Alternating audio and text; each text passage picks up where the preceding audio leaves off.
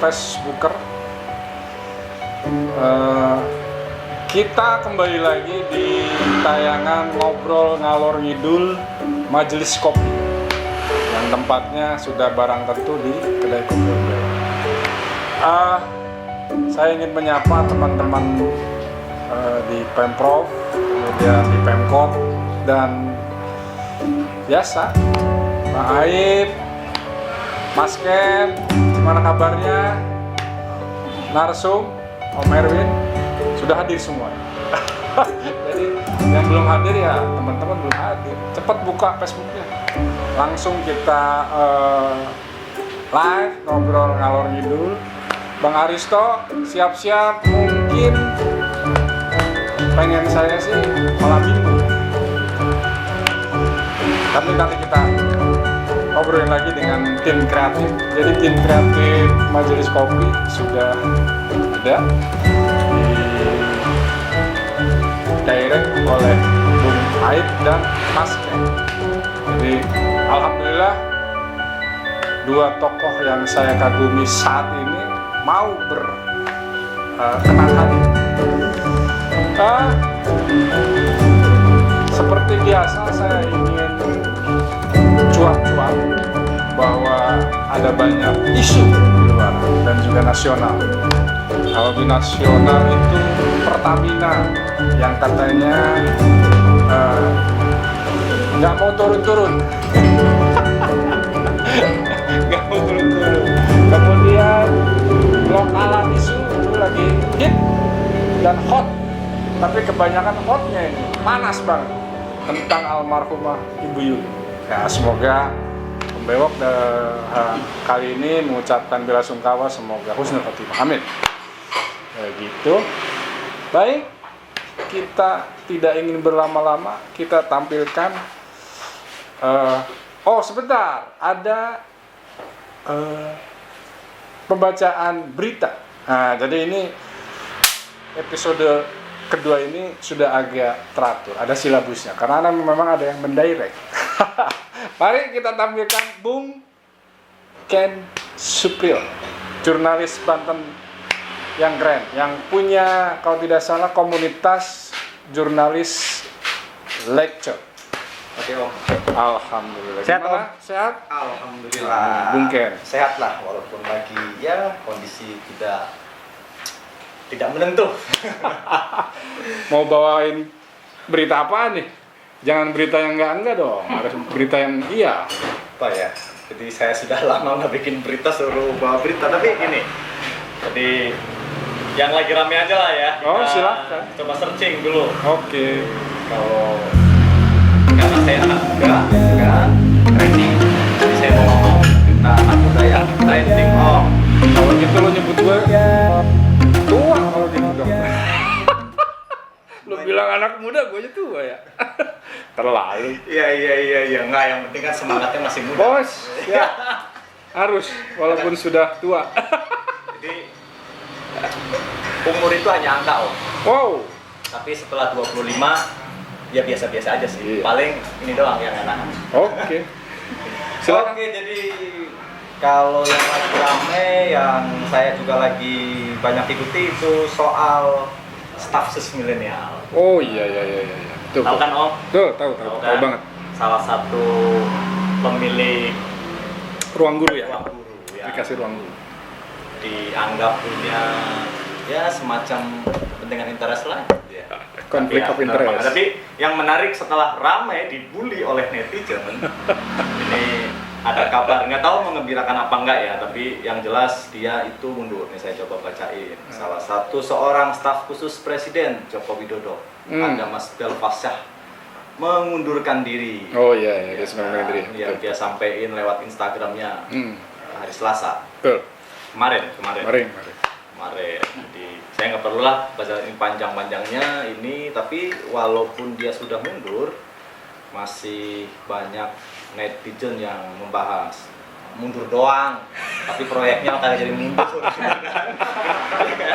Ya gimana ya, kalau saya karena saya bukan pakar ekonomi jadi saya tidak mau inilah, tapi itu banyak orang pasti punya pendapat. Iya, setelah mundur baru lagi temanya. Proyeknya kok nggak ikut mundur. Karena memang Sebelum kan ya, ya itu kan sebelum. tapi cukup dahsyat. Sementara kondisi wabah ini berdampak cukup signifikan terhadap persoalan ekonomi kita kan. Jumlah kan sekarang. Tapi kan jumlah 5,6 triliun itu dibagi 7 atau 8 vendor kan? Dia masuk 700 miliaran ya. Dan akhirnya semua dikorek-korek kehidupan si Belfast. Oh ya, ad hominem. Biasalah itu. Kalau nggak begitu nggak seru kayaknya. Nggak seru, Indonesia namanya. Aduh, ya kalau saya pribadi sebenarnya senang ya kalau presiden itu punya staf sus milenial, karena bagaimanapun juga mereka itu dulu saya termasuk orang yang punya ekspektasi besar bahwa ini sejarah baru di Republik kita ketika presiden kita itu membuka ruang untuk anak-anak muda untuk ikut andil dalam pemerintahan, tidak hanya di luar tapi dalam pemerintahan. Meskipun dalam perjalanannya itu belum, karena menurut saya kritik yang banjir besar itu bukan karena kebencian terhadap kawan-kawan kita yang diberikan kepercayaan untuk ada di sana, tapi karena ada harapan yang kemudian tidak bertemu dengan realitas mungkin, apalagi pandemi katanya kan kurang. Atau mungkin kita masih gagal. Karena memang kan kalau saya percaya ke depan ini pasca wabah itu digital era itu akan bermunculan. Ya. Gitu. Karena masa depan adalah digital. Betul. Katanya ya. Saya setuju itu. Iya, saya setuju. Masa depan adalah digital. Siapa yang tidak adaptasi maka siap-siaplah untuk jadi. Betul. Musnah. Okay. Bahkan jadi budak. Jadi gue digital or die. Tapi kalau kita nggak bijak juga Om, di era digital ini kita akan jadi manusia berhasil terkakas. Oh iya. Kayak kata Immanuel Kant, katanya kita itu akan diperbudak sama teknologi yang kita ciptakan kalau kita nggak bijak. Makanya kan kemarin Alex Ross itu bilang, apa yang kita persiapkan untuk anak-anak kita? Dia nggak ngomong kemampuan komputer dan sebagainya, tapi kemampuan analisis dulu. Iya, teknologi future. Nah sekarang problemnya kita itu masuk ke teknologi itu dipindahin semua di komputer yang besar-besar itu. Kita nggak belajar soal coding, nggak belajar soal itu yang jadi problem. Mungkin ya, tapi ya sudahlah. Saya nggak terlalu banyak, nanti jadinya gunjing dan gibah.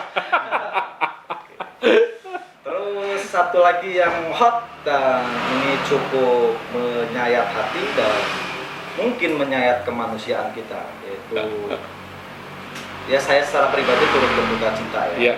Dan soal sekarang jadi polemik itu juga polemik dan kontroversi. Dan ini yang menarik adalah dampak dari keriuhan itu yang akhirnya membuat anak dari Ibu Yuli almarhum mendapat perlakuan bullying.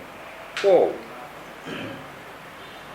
Tapi sekarang alhamdulillah anak Yuli udah dibawa oleh DP3A Kota Serang. Sudah diamankan lah ya. Ya, yang akan memberikan healing.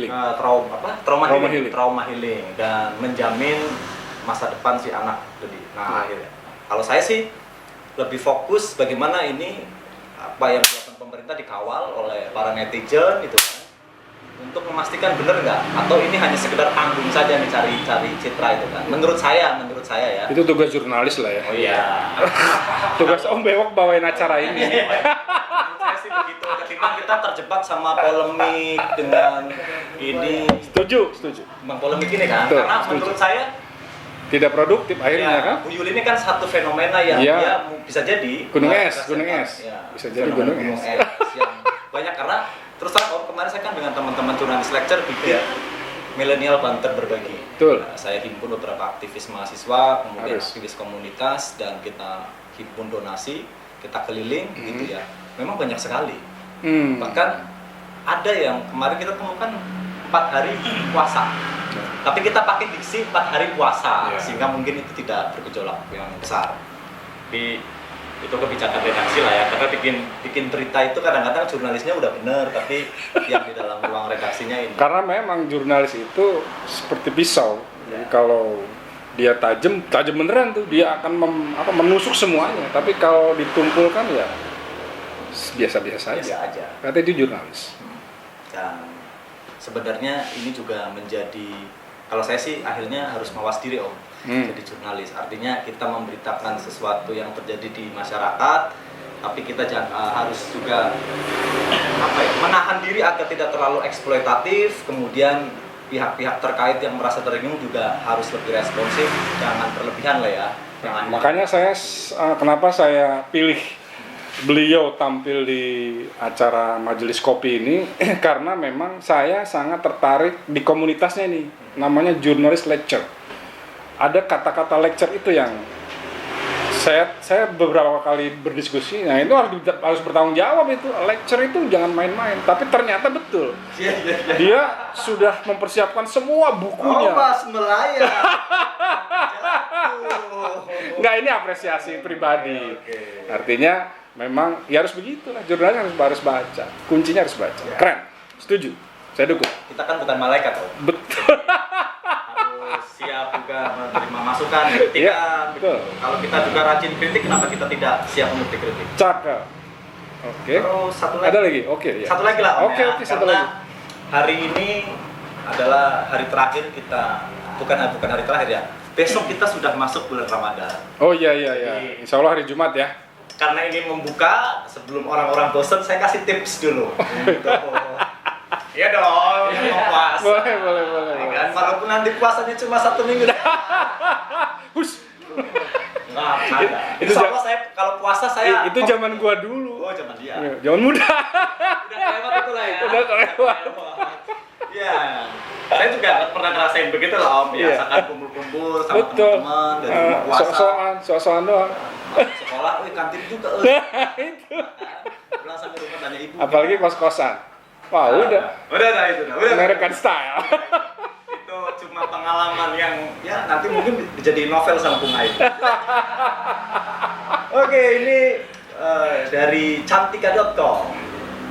Saya kayaknya kalau ini harus saya bacain Om. Oke, silakan. Bulan suci Ramadan 2020 ini terasa berbeda bagi umat muslim di dunia termasuk Indonesia. Sebab kita diimbau untuk tetap beraktivitas di rumah saja, termasuk berbuka puasa. Kemarin saya bahas loh ini. Oh gitu? Sama ada. Oh ya.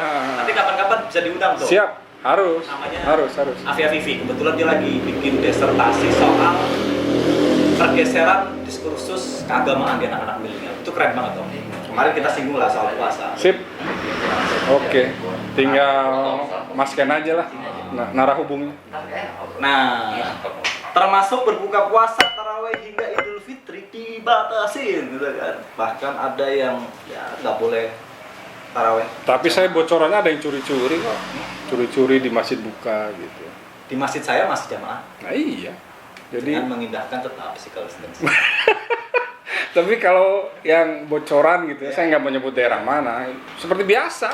Ya ada masih ada yang seperti biasa memang masih yang bisa. Tapi ya kita menghimbau lah ya, apalagi ini himbauannya langsung dari Badan Kesehatan Dunia. Wow, WHO ya? Ya WHO. Kalau kemarin MUI sudah keluarkan, ini mungkin menjadi penguat. Jurusan saya banget ini sebenarnya. Kalau saya tuh masuk kesehatan yang tersesat. Tersesat di jalan yang benar. Betul. Kalau saya Jadi Mas Ken Supriyono ini S1-nya Kesehatan Masyarakat di UGM dia. UMS. UMS, sorry. Muhammadiyah Surakarta. Nanti saya bisa kenalin, langsung dikeluarin dari ini tuh Om, anggota alumni. Aduh, bahaya nih. Nanti saya diputus dari jaringan Muhammadiyah. Wah, kacau Om. Enggak, kader Muhammadiyah tuh ya. Ya, kader belajar doang ya. Fanatik sih enggak, kadang-kadang NU juga. Pertama Om. Ya, Jadi, siap. mungkin ini juga buat saya, buat Om Bewok dan buat Oh iya. Himbauan yang pertama, satu, memenuhi kebutuhan gizi dan hidrasi saat berbuka. Jadi kekebalan tubuh yang ekstra saat bulan Ramadan harus dimiliki kita, biar kita puasa itu tetap bugar, tetap sehat gitu. Iya. Jadi nggak ada alasan tuh puasa tidur-tiduran, ya tidurnya orang puasa beribadah. Ya, tidurnya aja ibadah, apalagi kalau baca buku, apalagi baca Quran gitu. Iya, Kadang-kadang ya sudahlah, timbang nggak puasa gitu ya. Semoga itu ya makanan gizi itu sebenarnya nggak perlu mahal kan. Kalau teman-teman di rumah punya agak lebar itu kan bisa tuh tanam-tanam pohon, tanam-tanam bayam. Oh iya. Menurut saya itu. Dan kayaknya puasa ini menjadi puasa yang benar-benar puasa. Betul. Kalau Setuju dulu, saya setuju. Iya kan Om? Setuju. Om Bewok saya yakin kalau mau buka puasa itu ngabuburit keliling-keliling tuh. Iya, kelilingnya Narik doang. cendol, Semua dibeli dimakan yang satu doang. Mubazir kan? Betul nggak? akhirnya nggak dapat. Nggak dapet. Nah sekarang, Nah, ini- lu mau keliling kemana nggak boleh kan? Wabah dan puasa itu, wabah corona dan puasa itu. Tapi tenang, Om Bewok ngeluarin produk baru, kurma madu. Oke. Jadi Mana kurmanya? Ada nanti. Saya tampilin. Oh iya, dong. siap. Jangan lupa beli di Om Bewok pakai ojek online. Nah, Apa Om? Aplikasi GoFood, namanya? GoFood. GoFood. Ya, hitung-hitung kita membantu. Membantu ya, karena mereka itu cukup ya lumayan terdampak. Yang kedua nih Om Bewok. siap. Setelah kita asupan gizi terpenuhi, tetap menjalankan aktivitas fisik. Itu salah satu aktivitas fisik itu adalah olahraga ringan ya. Oke. Karena ini biar kita tetap menjaga kebugaran. Ya. Kalau di rumah punya alat-alat gym itu ya pakai aja. Tapi kalau nggak di rumah nggak punya, saya lagi Nyapu lah boleh kan, nyapu kan bisa. Biasanya sekarang saya paling rajin. Biasanya itu saya perpustakaan di rumah itu seminggu sekali bersih. Kalau sekarang saya cuci piring. Cuci piring. Iya, cuci piring. Cuci piring. Itu karena takut istri. Aduh ini kacau banget. Tapi lumayan loh. Saya nggak pernah cuci piring kan, begini boyok. Tadi pagi saya kebetulan istri kan lagi di rumah. Nah, cuci piring kan? Cuci piring saya laporin. Saya Nah, piring dan Bersih? perkapasannya bersih katanya. yang lainnya kotor. Nggak dikasih ekspresinya gimana rasanya cuci piring itu enggak? Nah, itu dia kan. Akhirnya saya jadi lebih mengerti bagaimana. Cuci piring itu indah. Nah ini, aduh ini agak berat saya bacanya Om. Mungkin Om Bewok saja yang nomor 3 Om. Apaan nih? Iya baca aja dulu. Saya agak berat itu. Oh, pantesan. Jadi menghindari penggunaan rokok dan tembakau. Ya, saya udah nggak ngerokok. Sudah 11 tahun saya nggak ngerokok. Oh, dia susah emang. Saib dia tuh susah. Karena saya biasanya Jadi buka ini puasa- himbauannya nggak penting. Makanya dia membaca karena nggak penting. Ya, nanti takut dibilang jargoni Om. Jargoni itu bisa ujar, nggak bisa kelakoni. Iya. Jadi saya bisa mengucapkan, tapi saya tidak bisa menjalankan. Tapi saya juga proses 11 tahun tidak merokok juga nggak langsung nggak ujuk-ujuk nggak ngerokok gitu, tetap aja sebulan setahun gitu masih ada ngerokok gitu. Kalau fullnya ya paling 6 tahun ke belakang sudah full tidak merokok. Oke, itu ya intinya teman-teman. Tapi kalau yang masih merokok ya silakanlah, saya tidak mau ikut-ikutan. Yang keempat, ini yang paling penting nih, karena ini yang berbeda dengan puasa-puasa sebelumnya. Betul.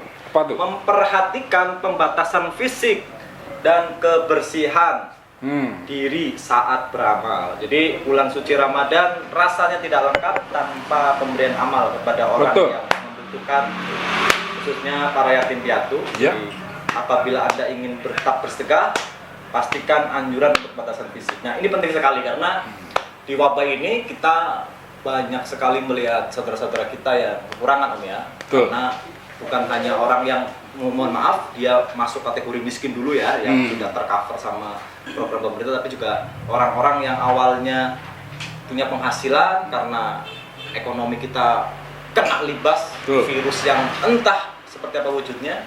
Ini juga ini. Nah, artinya ini penting kita untuk membangun solidaritas sosial. Barangkali itu aja Om. Oke, Saya bisa geser atau gimana ini? boleh. Geser Saya boleh. mau geser karena saya mau ngopi dan mau Biasa dia masih ngerokok tadi. tidak bisa. Oke, itu saja. Oke, terima kasih. Belok Sama-sama. atas- Nanti ikut bergabung. Oke, nanti Ikut saya nanti gabung lagi dan saya tertarik dengan diksi majelis yang artinya elok dan cantik. Oke, sekian bro, salam jurnalis, tetap sehat. Thank you Mas Ken, thank you. Oke, kita Tos lanjut. Narasumber utama yaitu Om Kang Erwin Suryana. Mangga Kang. Jadi beliau ini nanti beliau yang akan memperkenalkan diri. Jadi silakan. Nah, ini Kang Erwin. Sengaja saya ambil tema UMKM karena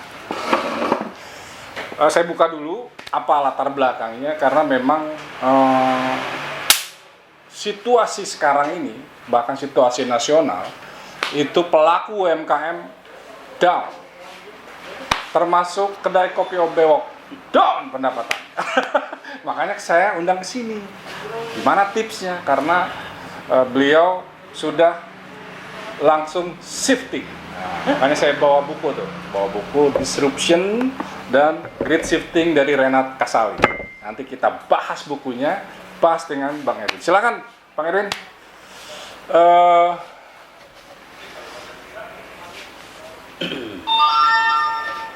Maksudnya dari Aris Kusworo. Nonton dia. Oh nonton. Oh iya sama Yandi Sofyan ya.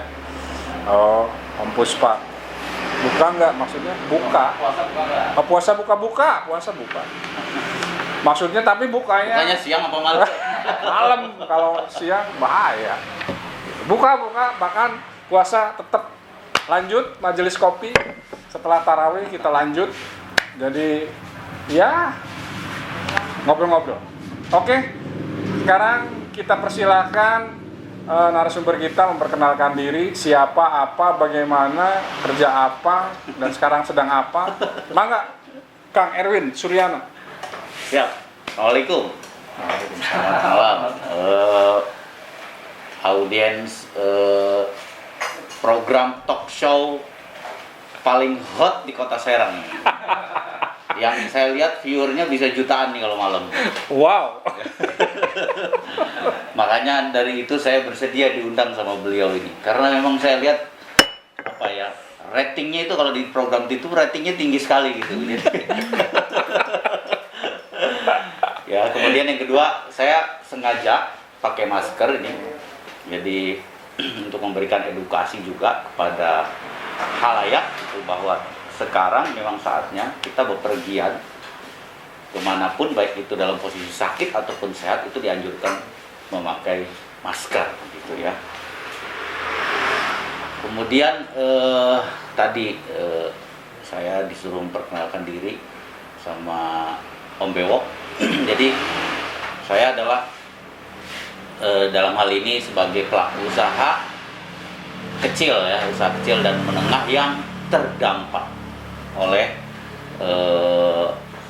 wabah KLB Corona ini. Saya kira bukan hanya saya, mungkin secara umum, secara general sektor usaha ini terdampak gitu. Terutama yang paling besar dampak ekonominya di sektor perjalanan. Jadi wisata dan perjalanan, travel itu termasuk yang paling parah gitu. Jadi dan saya ada di sektor itu. Alhamdulillah penurunannya sangat signifikan, 90%. Wow. Jadi penjualan saya hanya tinggal 10% aja. Jadi kita berdoa mudah-mudahan Amin. Situasi ini segera pulih dan bencana corona ini segera berlalu gitu. Karena saya kira ini sangat memukul dan banyak sektor lain, sektor ikutan. Kalau misalnya wisata itu atau pembatasan orang itu diberlakukan, otomatis sektor ikutan yang lain juga akan terdampak. Misalnya contohnya, kalau pariwisata itu turun, maka hotel pasti turun, restoran pasti turun. Sudah otomatis ya? Ya, kemudian pedagang souvenir pasti juga turun terdampak gitu. Jadi ini apa ya, ibaratnya duka berjamaah lah ini. Jadi kita sangat prihatin sekali. Tidak hanya masyarakat menengah ke bawah ya, pelaku usaha memang down. Ya, saya dikirim analisa dari ahli begitu. Saat ini yang hanya bisa tumbuh, yang sektor usaha yang bisa tumbuh adalah alat kesehatan. Produk-produk kesehatan lah. Kemudian yang kedua bahan pokok dan retail. Kemudian yang ketiga adalah internet. Gitu. Jadi IT lah. IT ya. IT. Jadi itu sektor yang masih tumbuh pada situasi sekarang. Kemudian yang keempat di bawah IT itu jasa kiriman ternyata. Itu jasa kiriman justru pertumbuhannya itu positif gitu. Dan pada saat yang lain negatif, dia justru positif. Itu yang saya dapatkan dari referensi pakar ya. Jadi tadi sektor kesehatan, kesehatan, kemudian kebutuhan bahan pokok dan retail, kemudian IT atau internet, bisnis internet, kemudian jasa kiriman ya. Kenapa alat kesehatan udah jelas dengan diperlukan bencana ini otomatis kan permintaan untuk produk-produk kesehatan baik itu alat kesehatan ataupun misalnya contohnya minuman herbal, kemudian vitamin misalnya, pasti konsumsinya meningkat. Coba kita cek di toko-toko retail atau di apotek, itu kita bisa cek, pasti dia trafiknya naik. Kemudian tadi retail sama bahan pokok. Sekarang ada gejala dengan wabah ini, dengan bencana ini, kemampuan daya beli orang itu menurun. Secara umum daya beli menurun. Orang kaya pun yang punya uang sekarang menahan uangnya. Dia menahan untuk tidak membelanjakan. Misalnya dia menambah investasi atau dia menambah usaha baru misalnya. Dia menahan karena memang dia akan berhitung kondisi ini lama gitu. Sehingga dia menghindari tidak pasti lah. Ya, situasinya di depan tidak pasti. Sehingga dia memilih untuk menahan belanja. Otomatis itu kan memperlambat pertumbuhan ekonomi kan.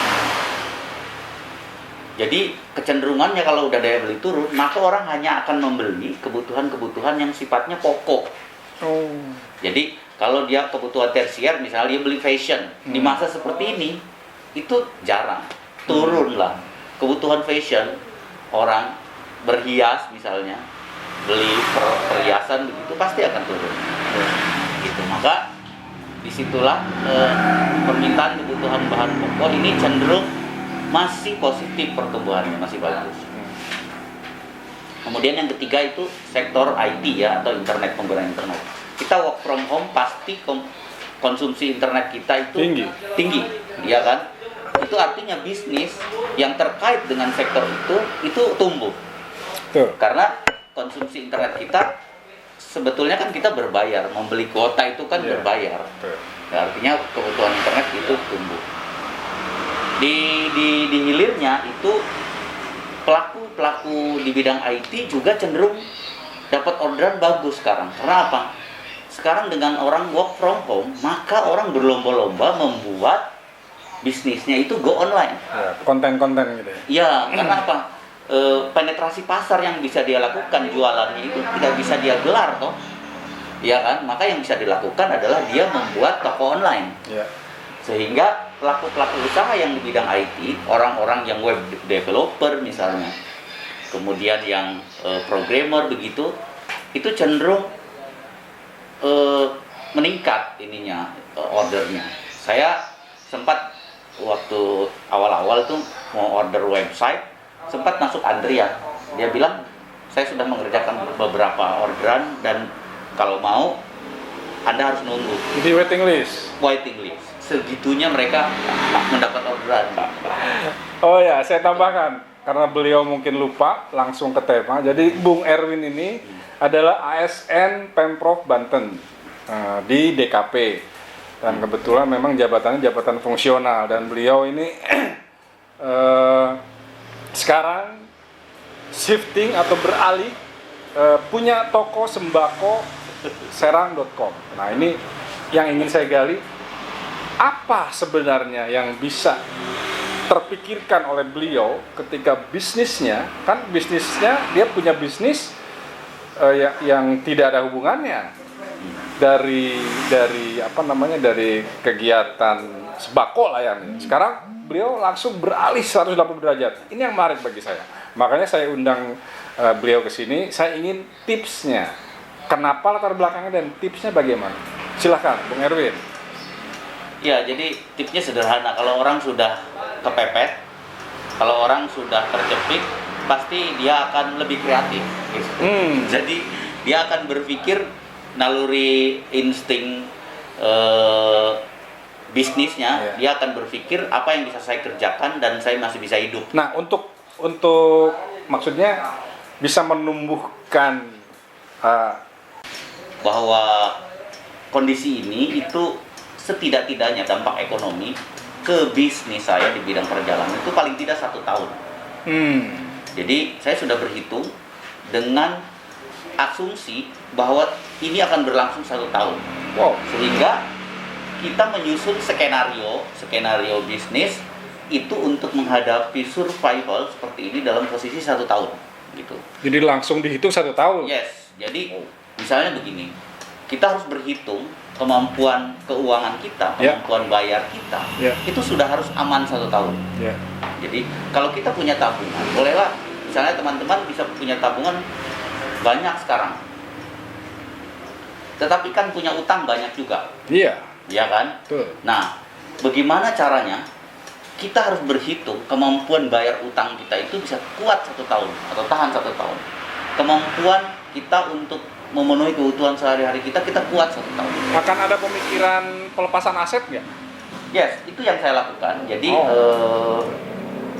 karena saya berorientasi masa panjang 1 tahun, maka banyak hal yang saya lakukan. Di antaranya adalah mengurangi aset.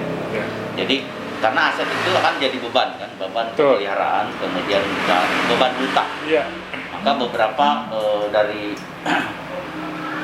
saya saat ini punya kendaraan ada 21 unit dan di masa corona alhamdulillah ada 3 yang saya lelang.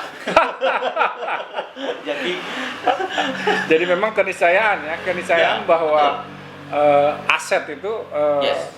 ya tadi jangan ditumpuk doang, Yes. karena aset itu ada biaya penyertanya, biaya Betul. pemeliharaan sebagai hutang itu dinilainya. Jadi ya nggak usah takut kata Bang Yes. Erwin. Aset yang sekiranya sudah bisa kita nilai unused gitu kan, ya dilepas, dan itu memang salah satu taktik beliau. Ya. Menarik. Oke, sambil minum kopi, sekali lagi bahwa kedai kopi Om Bewok sudah ada di GoFood layanan. Jadi teman-teman nggak usah takut kalau pengen ngopi di rumah, ya sudah lewat GoFood saja gitu. Sehingga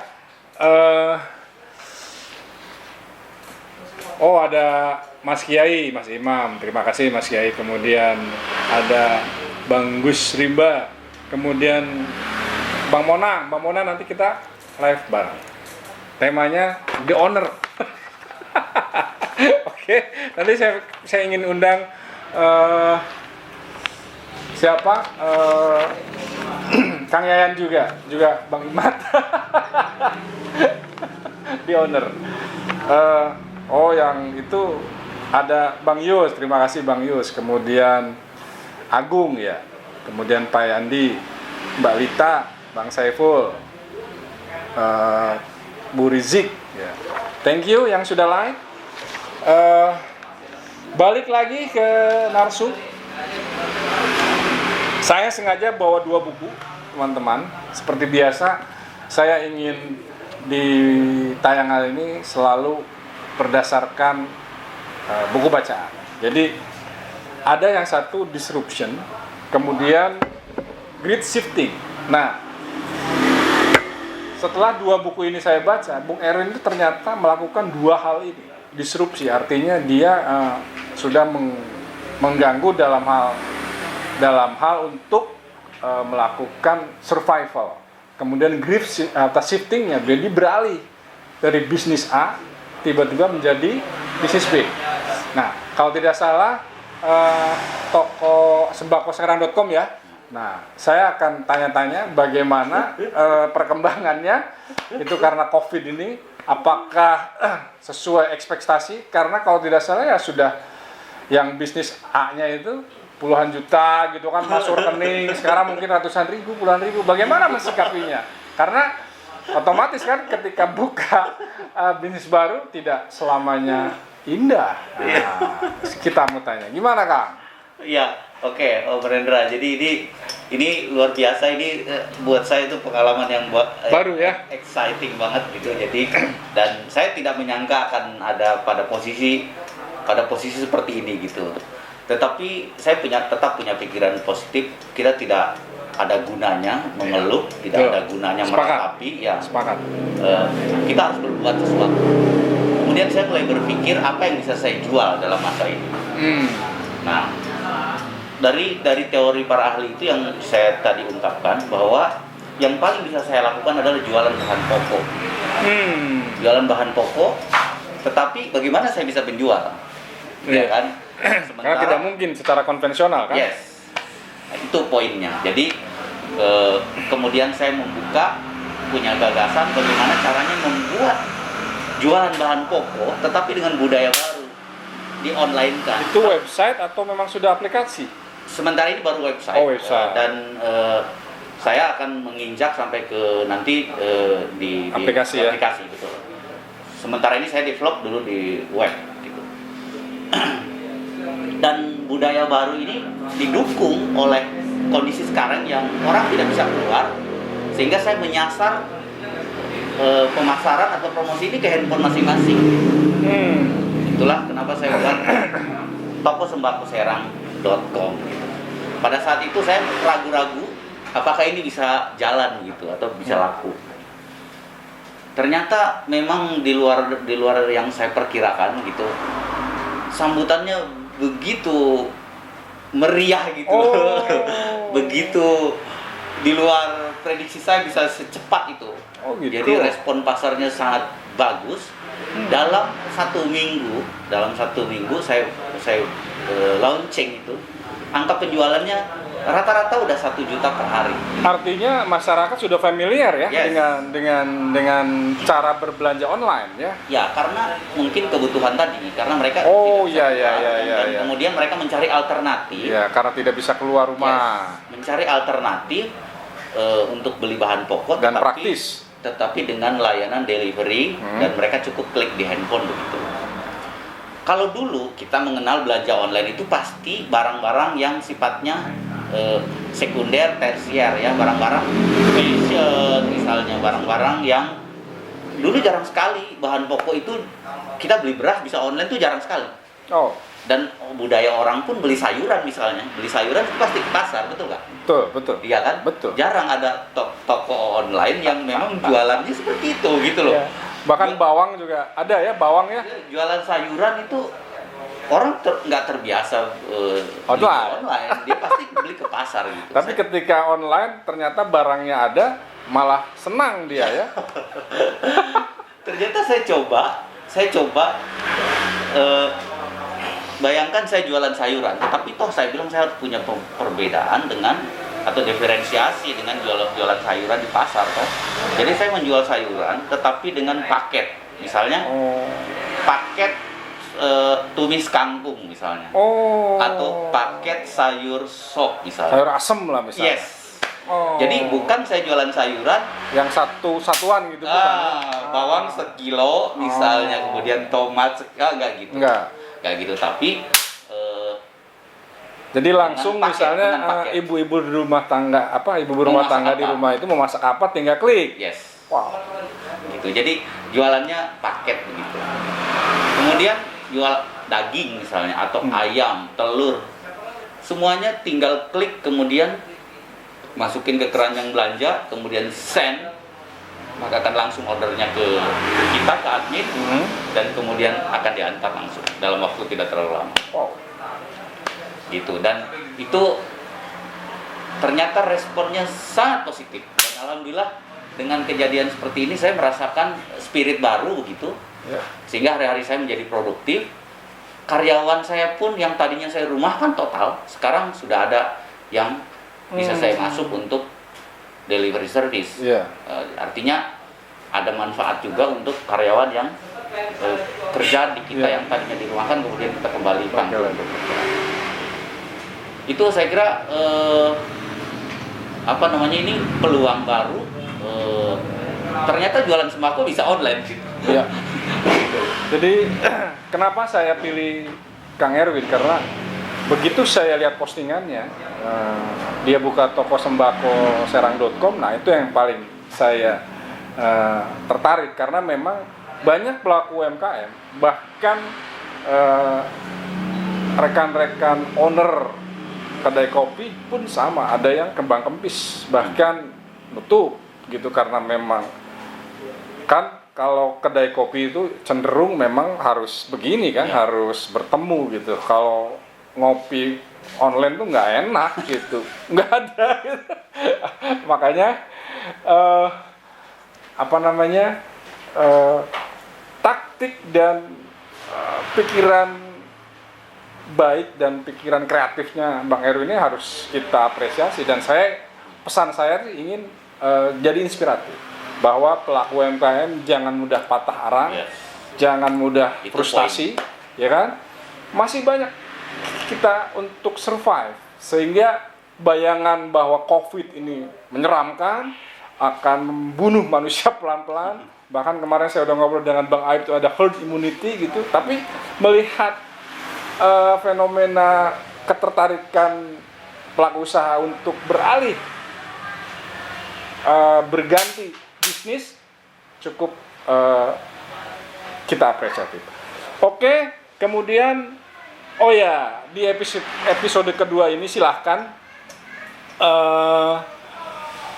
yang mau ikutan mensponsori acara ini boleh hubungi narahubung Bung Aib dan Mas Supri. Ya, sekali lagi yang teman-teman yang ingin ikutan promo gitu, mangga, yang sponsor gitu, yang mau mensponsori acara ini silahkan hubungi Bung Aib. Oke, kita panggil Bang Supri untuk bergabung kembali. Nah, karena memang ini hal yang menarik dari beliau. Apalagi kaosnya itu kalau tidak salah Tirto Adi Suryo. Kalau tidak salah nanti kita tanya, kenapa pakai kaos itu? Karena saya sudah baca gitu kan. Oke, sudah baca bukunya Sang Pemula. Kalau tidak salah itu ditulis oleh Pramudia Anantatur. Pramudia Anantatur itu di saat zaman Orde Baru itu disebut tokoh kiri yang paling berbahaya. Tulisannya. Ketika saya baca, bahayanya di mana? Karena memang pertarungan ideologis pada saat itu sangat tajam gitu. Saya tetap minta Bung Erwin hadir gitu, kita bahas yang hot karena saya yakin Bung Erwin juga punya banyak informasi kan.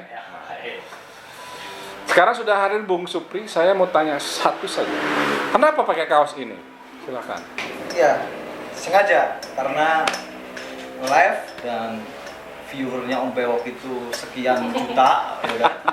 Jadi saya mau promosi juga sosok beliau ini Om. Iya. Karena saya yakin pasti ditanyain ini karena gambarnya sengaja double begini kan. Tapi sebelum saya jelasin Om, ini waktu awal-awal saya pakai ini dikira Cokro Aminoto. Dikira Cokro Aminoto. Jangankan yang bukan jurnalis, yang jurnalis saja masih mengira ini Cokro Aminoto. Saya nggak nyinggung itu, cuma saya nanya doang. Ya,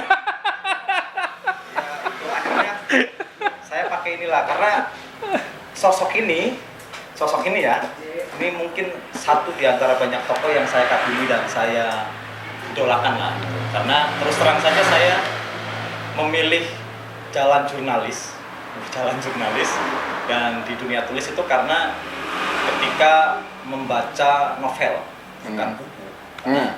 Kalau baca buku sejak masuk sekolah saya udah baca buku kan, kelas SD itu kan baca buku ya Om, walaupun buku apa saja itu ya. Tapi waktu kuliah kalau tidak salah semester awal lah. Jadi ada teman bawa bukunya Pramudia Anantatur. Dan kalau dulu ya waktu itu dia cuma bawa satu. Dunia Bumi Manusia nih Om. Datang, duduklah di kos-kosan. Ada teman saya sebelah. PKI. Iya. Iya kan? Buku paling berbahaya. Iya, itu buku dilarang katanya. Kalau zaman saya masih stensilan tuh, masih fotokopi saya. Dan entah kenapa kata-kata itu justru memancing saya ikut pengen bener sih kok buku yang dilarang tapi ditenteng-tenteng, dan yang nenteng itu cewek Om. Waktu itu serius cewek. Akhirnya bilang pinjem dong. Kata dia hanya orang bodoh yang meminjamkan bukunya. Betul. Saya pernah japri beliau.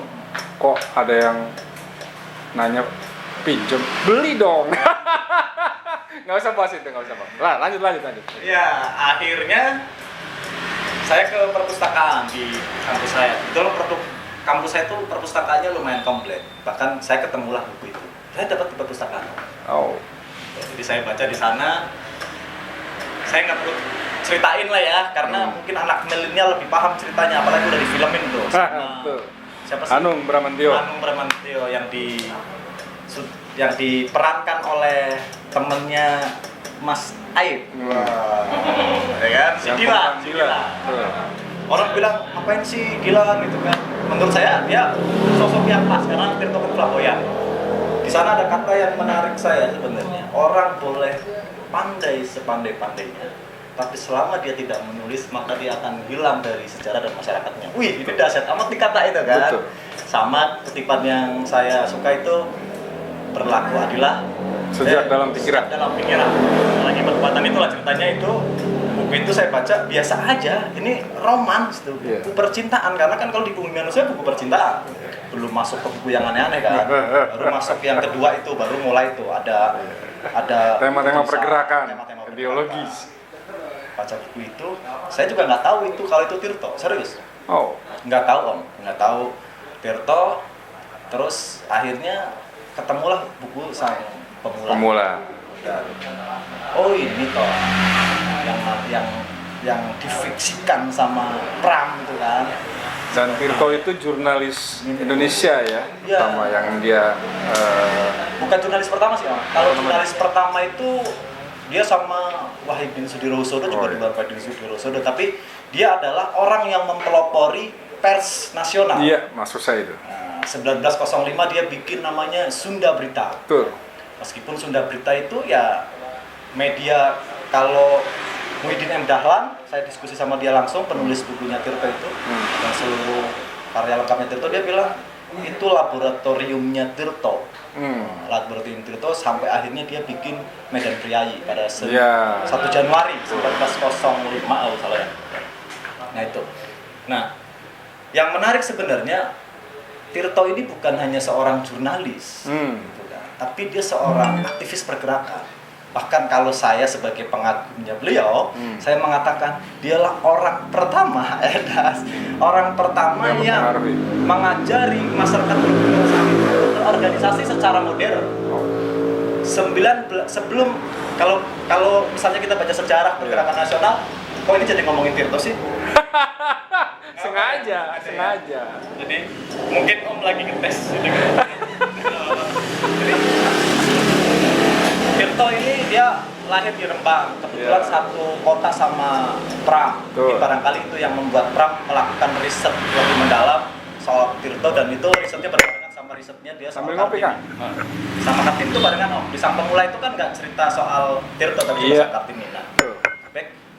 Nah, Tirto ini dia adalah selain tadi jurnalis itu ya, dia adalah seorang tokoh pergerakan nasional, meskipun dalam buku-buku sejarah kalau kita mau baca buku sejarah kita, dia banyak dihilangkan perannya karena memang dia bergerak itu nggak panjang sih ya, mulai 1905 sampai 1913 dia akhirnya wafat gitu kan, dan itu digambarkan dengan cantik dan eksotis sama Pram di Rumah Kaca di Iya.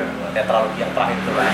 Jadi dia tidak dibunuh secara fisik, tapi dia dibunuh secara karakter, bahkan semua hal yang mencangkut soal dia, arsip-arsip soal dia itu dihilangkan sehingga orang tidak mengenal. Makanya hari ini ketika kita ngomong Hari Kebangkitan Nasional itu pasti tonggaknya dari Budi Utomo.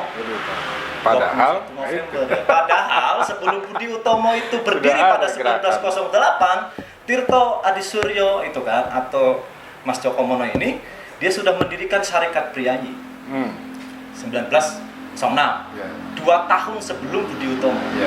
Bahkan kalau kita baca anggaran dasar anggaran rumah tangganya, karena saya punya, itu yang hampir mirip dengan Budi Utomo. Jadi dia ngomong soal pendidikan sebagai jalan untuk membangun kesadaran agar putra-putra Hindia itu menjadi orang yang merdeka. Dia itu orang pertama yang menggunakan kata merdeka pada saat itu. 1905 atau 1906 tuh. Meskipun tidak jalan kan karena banyak persoalan dan sebagainya. Tapi Budi Utomo kemudian sama Orde Baru yang dijadiin sebagai tonggak perang itu. Propaganda. Bahkan pasca reformasi ini orang mulai bikin tesis baru. Oh, Ya kan? Pergerakan nasional itu ya Syarikat Dagang Islam. Konon Syarikat Dagang Islam itu sudah berdiri 1905.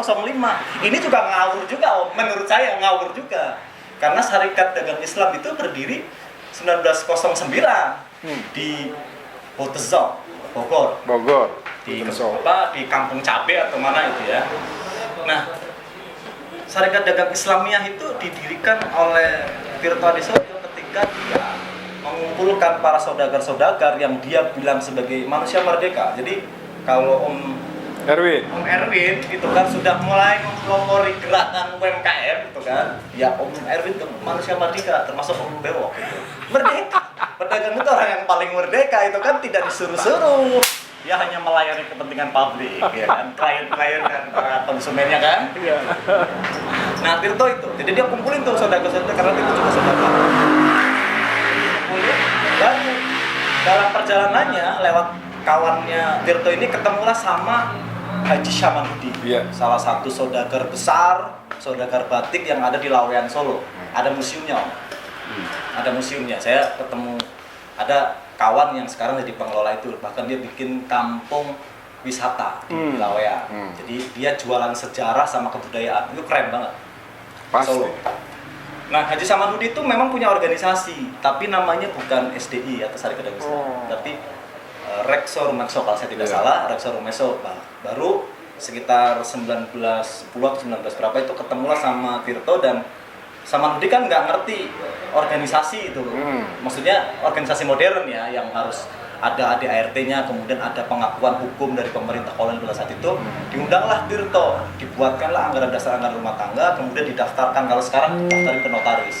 Jadilah dia Syarikat Dagang Islam di Solo.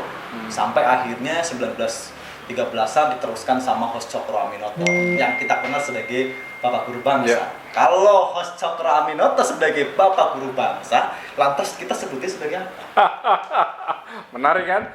Jadi kenapa saya undang beliau? Itu karena memang saya, ya punten ya, saya hanya bisa melihat sosok jurnalis yang bisa membaca. Ini penilaian pribadi subjektif gitu. Yang bisa membaca dan mampu jadi punya karakter ya Bung Ken. Makanya saya kemungkinan sih satu frekuensi. Kenapa saya colek Bung Aid dan juga minta supervisi dari Bung Ken atas acara ini. Jadi terima kasih sudah datang, keren penjelasannya, dan itu sudah terjawab kenapa beliau pakai pakai Tirto, dan beliau mengampu atau memimpin movement, jurnalis movement namanya jurnalis lecture, dan itu keren banget. Dan saya sangat berterima kasih hadirnya beliau, sehingga memang jurnalis di Banten akhirnya tumbuh pesat, bagus. Jadi tidak bercorak tapi bermacam-macam. Tapi enggak lah, saya juga banyak belajar dari jurnalis-jurnalis senior di Banten. Salah satu yang saya hormati itu jurnalis di Banten tuh almarhum Om Luki. Iya, Lukman Hakim. Saya punya bukunya terakhir. Ya, sayangnya saya memang tidak sempat bertemu langsung dengan beliau, jadi saya hanya bertemu dengan beliau lewat buku yang dia tulis. Judulnya Banten dalam sejarah dalam perjalanan jurnalistik. Ya, itu menarik sih. Saya lagi kan kabarnya jurnalis di Banten yang punya gold card ya, apa macamnya? Katanya ya.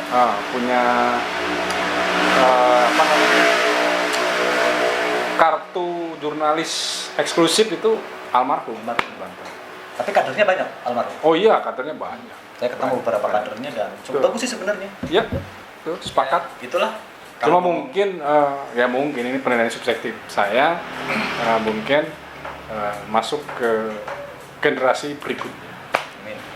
Terima kasih atas kehadirannya Bung Ken. Sukses juga Bung Erwin, sukses. Terima kasih atas inspirasinya. Jadi memang UMKM ini diharapkan mampu berdiri kokoh walaupun badainya ini memang tadi sudah diterangkan Bung Erwin 90% loss, tinggal 10%. Dia berbalik arah tapi mulai bagus. Nah, maksudnya UMKM, pelaku-pelaku yang mungkin pada saat ini nonton atau nanti ditonton lagi, karena ini kan kalau di Facebook was live ya, bisa diputar ulang, bisa ditonton ulang, jadi bisa meniru langkah Bung Erwin. Yang saya harapkan sih begitu pesannya, karena memang sekali lagi UMKM sangat-sangat terpukul. Ya bukan berarti kita tidak mengharapkan peran pemerintah, bukan. Maksudnya kita bisa menumbuh kembangkan pikiran-pikiran positif. Dan Bung Erwin sudah memberi contoh ketika dalam masa frustasi, masa tertekan, dia berhasil keluar, survive. Nah, maksudnya tayangan ini menghadirkan Bung Erwin untuk jadi step inspirasi, langkah inspirasi buat teman-teman UMKM. Buat saya juga, karena memang kopi Om Bewok jauh drastis turunnya. Sampai saya sekarang jualan kurma. Dan alhamdulillah kurma besok itu 30 kotak. Sold out. Kurma madu. Silakan Bung Erwin closing statement atas acara ini dan pesan-pesannya pada teman-teman UMKM. Mangga. Ya, saya berpesan untuk sesama pelaku usaha, sebagai wujud kita senasib, satu solidaritas begitu. Yang paling pokok adalah pada saat ini, yang pertama kita harus sehat. Jadi budayakan hidup sehat, karena kalau kita sehat kita bisa menolong banyak orang. Kalau kita tidak sehat, kita tidak mungkin bisa melakukan apapun. Itu yang pertama, kita harus menjaga kesehatan pribadi. Kemudian yang kedua, kita harus tetap semangat dan berpikiran positif. Karena mengeluh, frustasi dan lain-lain itu dalam level tertentu akan membuat kita sakit. Jadi tidak ada gunanya lagi saat ini. Yang bisa kita lakukan justru adalah bagaimana merubah situasi ini menjadi sebuah peluang usaha baru. Jadi saya kira tidak ada pilihan lain kita kecuali kita melakukan bergerak lagi, melakukan sesuatu.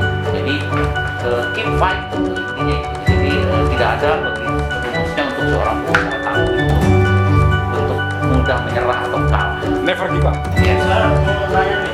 Silakan. Jadi gini lah, ini kan terus saya juga pelaku.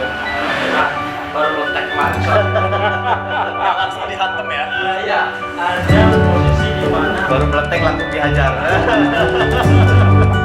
Harus apa namanya? Soalnya antara kita harus ini sebenarnya kalau kita lagi menyerah, ya kita lagi menyerah. Sebenarnya memang itu ada takdir kita, emang kita berjuang lagi karena suka bingung. Ini takdir apa emang buahnya apa?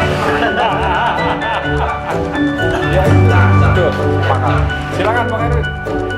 Ya, artinya tadi kembali kita harus punya pikiran positif, dan memang pilihannya cuma itu. Kalau untuk seorang pejuang itu apa namanya, tidak ada kata kita menyerah atau kalah begitu dengan mudah. Kita harus punya banyak cara untuk ngeles dari situasi yang menjepit kita gitu. Jadi Jangan dibodohi oleh takdir gitu. yes, jadi kita harus punya 1000 pikiran kreatif kita yang membuat kita bisa menghindar dari situasi yang mencekam seperti ini gitu. Coba Anda bayangkan posisi saya harus bayar cicilan kendaraan 1 bulan di atas 100 juta setiap bulan. Dalam kondisi normal itu saya dapat uang 3 kali lipat dari itu. Sekarang cicilan saya tetap, Pendapatan. ya, pendapatan drop gitu. Sehingga kemampuan bayar saya zero gitu. Anda bayangkan bagaimana tekanan seorang pengusaha dalam kondisi seperti itu. Menurut saya dalam level saya yang belum terlalu kuat itu keras sekali tekanan. Tetapi saya tetap berprinsip bahwa Justru pada saat situasi seperti ini kita kemampuan kita menghadapi masalah itu diuji. Kreativitas pasti setiap perusahaan apa itu bisnis itu sesuatu yang wajar. Manfaatkan fasilitas dari pemerintah dan pihak bank atau lembaga pembiayaan wajib untuk mengakomodasi kepentingan kita sepanjang kita terdampak. Sekali lagi yang tidak bisa dibantu oleh bank itu hanya kredit konsumer. Anda beli motor atau beli mobil untuk kepentingan pribadi, bukan bisnis. Nah itu nggak bisa. Karena pasti dasar persetujuan kreditnya adalah penghasilan. SMS saya yang bagian itu banyak. Yes, itu penghasilan. Nggak saya Kalau jawab. kita pinjam atau mobil atau apapun, tapi untuk kepentingan bisnis, itu bisa. Jadi pesannya adalah tidak ada gunanya kita berkeluh kesah, tidak ada gunanya kita merenungi nasib. Yang bisa kita lakukan bagi seorang pengusaha adalah bergerak, ambil solusi, dan ambil peluang baru. Saya minta bayar. Jadi tambahan yang tambahan. Jadi jangan malu ketika kita punya bisnis A, terus kita beralih ke B yang tidak ada hubungan dengan A. Ya. Tadi saya contohkan bahwa kopi Om Bewong jualan kurma madu dan besok 30 kotak soal. Itu artinya ya semua kesempatan tangkap apapun bentuknya. Betul. Terakhir dari Mas Ken Supriyono, mangga closing statement bagaimana baiknya majelis kopi ini hadir. Silakan. Ya,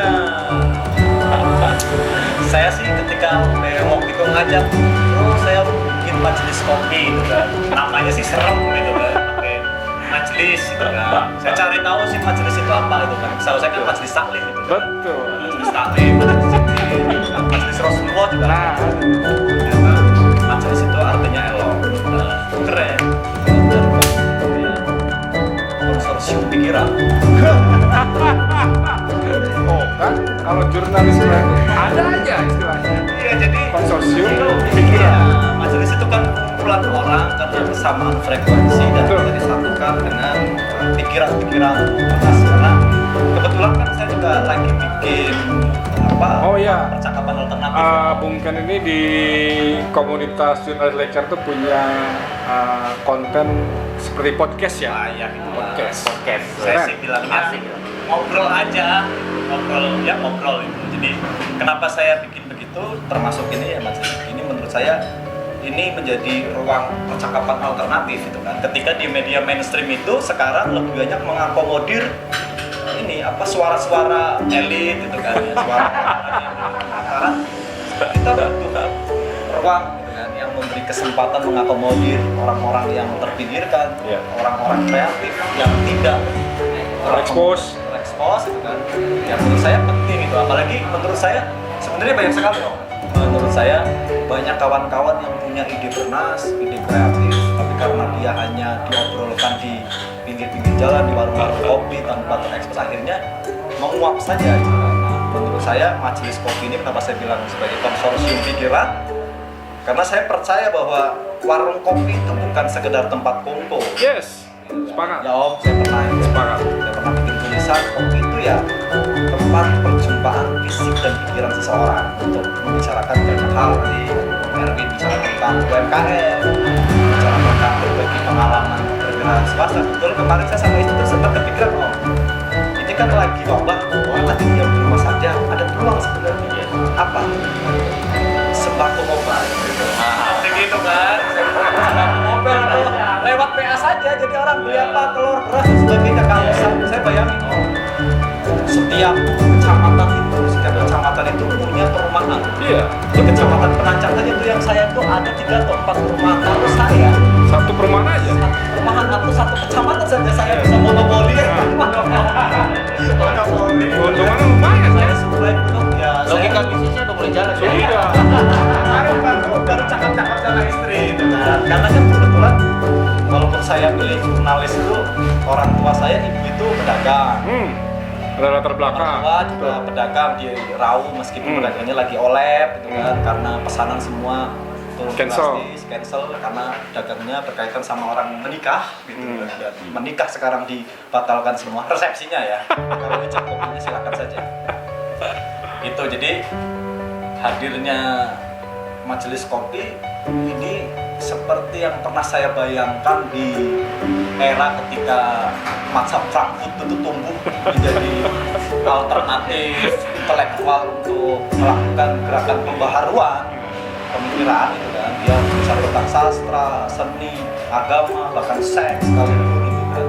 Dan itu menjadi apa ya? Mungkin dia Dialektika. Jadi semacam mercusuar ilmu pengetahuan yang sampai hari ini karya-karyanya kita kutip orang. Nah, barangkali majelis kopi Om Brewok ini bakal menjadi ruang konsorsium pikiran anak-anak muda di Banten. Itu sih yang saya harapkan. Thank you.